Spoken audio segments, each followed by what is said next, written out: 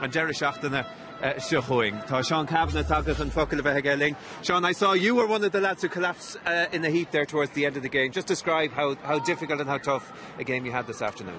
Yeah, it was typical winter football. It wasn't pretty at times, but it's exactly what you expect in an All-Ireland semi-final, and in conditions like this, and there's so much to lose. I think Gaeltacht, obviously a fantastic team, and we're coming here as hot favourites, and rightly so.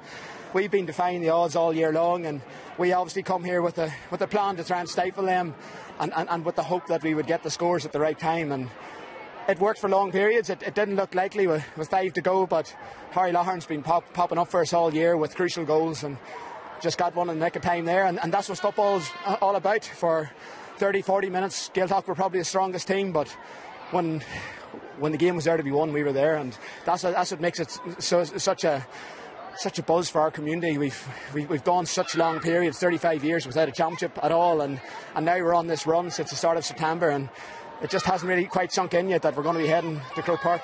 You might have thought last August that it was your last time playing in Croke Park with Tyrone, the way that you went out in the All-Ireland semi-final, but to be heading back with your club and with your community, what's that like? The level of happiness and emotion. I went across and hugged my 2 daughters and my newborn 9-week-old son Sean, and to have those pictures standing in such a historic venue, Semple Stadium, to know that, to tell the kids that they're going to Croke Park next week.